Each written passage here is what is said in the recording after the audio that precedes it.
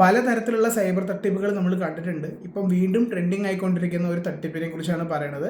നിങ്ങൾ ഇതിനകത്ത് വിക്ടിം ആവാതിരിക്കണമെങ്കിൽ ഈ വീഡിയോ മുഴുവനായിട്ട് കാണാം. ഈ സ്വാഭാവികമായിട്ട് ഇച്ചിരി മനസാക്ഷിയൊക്കെ കൂടുമ്പോൾ വരുന്നൊരു തട്ടിപ്പാണ്. ഇപ്പോൾ നമ്മൾ പുറത്തൊക്കെ നിൽക്കുകയാണെങ്കിൽ ഏതെങ്കിലും പയ്യന്മാരോ ചെക്കന്മാരോ ആരെങ്കിലും അല്ലെങ്കിൽ ഏതെങ്കിലും ഒരാൾ എൻ്റെ ഫോണിൽ ചാർജ് ഇല്ല, ഒരു ഫോൺ ചെയ്യാൻ ഫോൺ തരുമോ എന്നൊക്കെ ചോദിച്ചിട്ട് ചിലപ്പോൾ നമ്മൾ കൊടുക്കാം. മിക്ക ആൾക്കാരും കൊടുക്കാറുണ്ട്, ചില ആൾക്കാർ കൊടുക്കാറില്ല. കൊടുക്കുന്നതെന്ന് വെച്ചാൽ ജസ്റ്റ് അവർ നമ്പർ ഡയൽ ചെയ്യുന്നതിന് വിളിച്ചിട്ട് കിട്ടുന്നില്ല, അവിടെ ചിലപ്പോൾ നമ്മുടെ തരുന്നുണ്ടാവും. സോ ഇവിടെയാണ് ഒരു തട്ടിപ്പ് വരുന്നത്.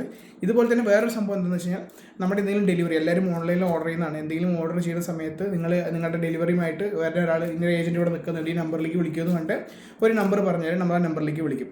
പക്ഷേ ഈ നമ്പറിലേക്കൊക്കെ വിളിക്കുന്നതിന് മുമ്പ് അറിയാണ്ട് *21* എന്ന് പറഞ്ഞൊരു സംഭവം നമ്മളോട് അടിക്കാൻ പറയും. ഇപ്പോൾ നമ്മുടെ ഒരാൾക്ക് ഫോൺ കൊടുക്കുകയാണെങ്കിൽ അവരെന്തെന്ന് വെച്ചാൽ മേ ബി *21* എന്ന് അടിച്ചിട്ട് ഏത് നമ്പറിലേക്കാണ് വിളിക്കേണ്ടത് ആ നമ്പർ ഡയൽ ചെയ്തിട്ട് കോൾ കണക്ട് ആവുന്നില്ല, അവർ ഡയൽ ബട്ടൺ അമർത്തും, കോൾ കണക്ട് ആവുന്നില്ല, അവിടെ തിരിച്ചറിയും. പക്ഷേ ആ ഒരൊറ്റ സംഭവം കൊണ്ട് എന്താ ഉണ്ടാവുക വെച്ചാൽ നിങ്ങളുടെ കോൾ ഓട്ടോമാറ്റിക്കലി അവർ ഡയൽ ചെയ്തിട്ടുള്ള നമ്പറിലേക്ക് കോൾ ഫോർവേഡിങ് ആവുകയാണ്. ഇപ്പം ബാങ്കിൽ നിന്നൊക്കെ എന്തെങ്കിലും OTP കോളിലൂടെ OTP പറയുന്ന കുറേ ബാങ്കുകളൊക്കെ ഉണ്ട്.